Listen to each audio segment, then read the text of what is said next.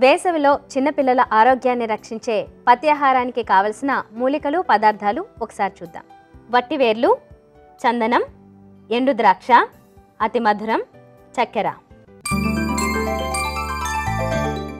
కావలసిన మూలికలు పదార్థాలు చూసాం కదా. ఇక తయారీ విధానం డాక్టర్ గారిని అడిగి తెలుసుకుందాం.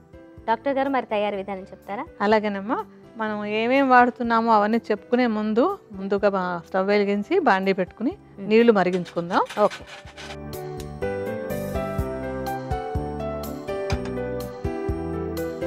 స్టవ్ వెలిగించి బాండీ పెట్టేసుకుని మీరు కొలత ప్రకారం ఒక 2 లీటర్ల నీటిని అందులో పోసి మరిగించడం మొదలుపెట్టండి. మేము సుమారుగా నీళ్ళు పోసి మీకు ఎలా తయారు చేయాలో చూపిస్తాం.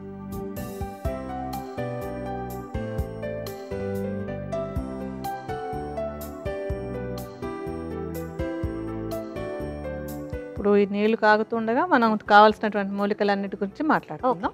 మొట్టమొదటి మూలిక ఏంటంటే వట్టివేళ్ళు.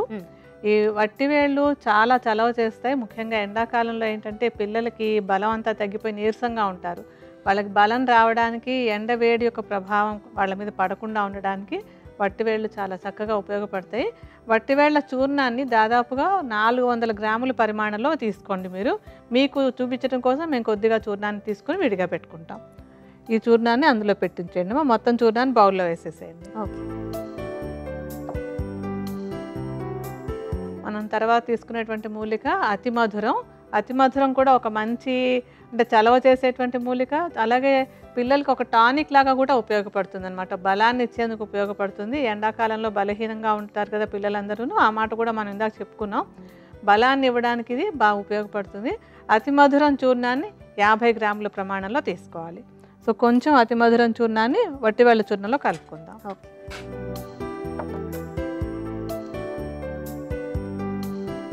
తర్వాత తీసుకోపోయేటువంటిది ఏంటంటే ఎండు ద్రాక్ష. ఎండు ద్రాక్ష పిల్లలకి చాలా ఇష్టమైనటువంటిది. పిల్లలకి మంచి బలాన్ని ఇచ్చేది. దీనిలో నుంచి ఏంటంటే మంచి న్యాచురల్ షుగర్స్, తర్వాత ఇందులో ఉండే ఐరన్, కాల్షియం అన్నీ కూడా పిల్లలకి మంచి బలాన్ని ఇస్తాయి. ఇది కూడా ఒక 50 గ్రాముల ప్రమాణంలో తీసుకుని గుజ్జులాగా తయారు చేసేసుకోండి. గుజ్జులా తయారు చేసుకుని ఆ గుజ్జును కూడా మిగతా చూర్ణాలతో కలుపుకోవాలి. ఈ గుజ్జును కూడా మనం అందులో కలిపి పెట్టుకుందాం.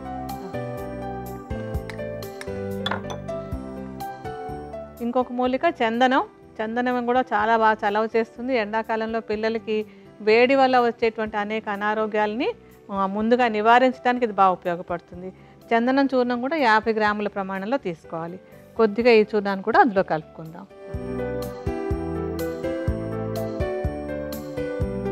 ఇప్పుడు నీళ్లు మరుగుతున్నాయి కదా, మనం విడిగా పెట్టుకున్న వాటన్నింటిని ఇందులో వేసేసి కలిపేసేయండి.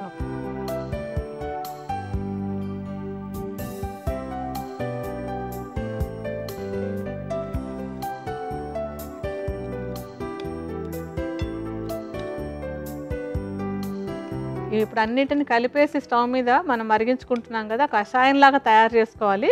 దీని ఏంటంటే ఇప్పుడు పోసినటువంటి 2 లీటర్ల నీళ్లలో 4వ వంతు మిగిలేలాగా, అంటే సుమారుగా ఒక 1/2 లీటర్ మాత్రం మిగిలేలాగా సన్నటి మంట మీద మరిగించుకోవాలి.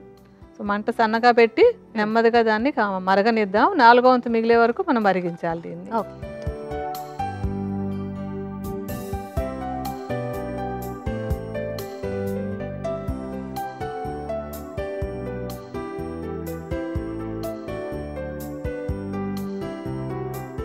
ఇప్పుడు అంతా ఎగిరి ఒక 4వ వంతు మిగిలినట్టుగా ఉంది కదా, మనం ఈ టైంలో స్టవ్ ఆపేసి దీన్ని వడబోసుకోవాలి.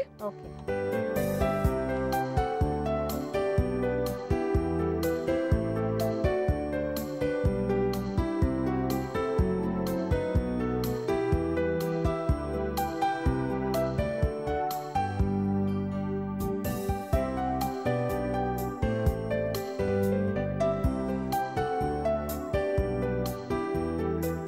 ఇప్పుడు మనం కషాయం వడగట్టి పెట్టుకున్నాం కదా, మళ్ళీ స్టవ్ వెలిగించి బాండీ పెట్టుకోవాలి. ఇప్పుడు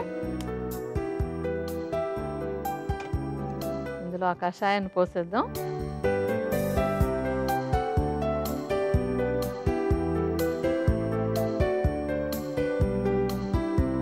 సుమారుగా మనకు ఒక 1/2 లీటర్ కషాయం వచ్చింది. దీనిలో ఒక 3/4 కిలో వరకు పంచదార కలుపుకోవాలి. మీరు లెక్క ప్రకారం 3/4 కిలో వేసుకోండి. మేము దీనికి సరిపోయినట్టుగా తగినంత ప్రమాణంలో పంచదార కలుపుకుంటాం.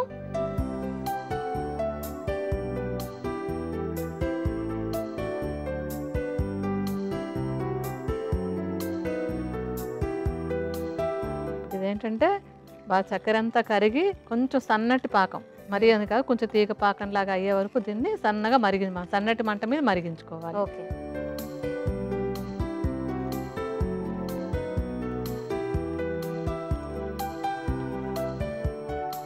ఇప్పుడంతా కరిగిపోయి కొంచెం పాకంలాగా అవుతూ ఉంది కదా, ఈ స్టేజ్లో మనం దీన్ని స్టవ్ ఆపేసి విడిగా తీసుకుని చల్లారిన తర్వాత గాజు సీసాలో పోసి పెట్టుకోవాలి. ఓకే. ఇప్పుడు ఒక బౌల్లోకి తీసేసుకుందాం.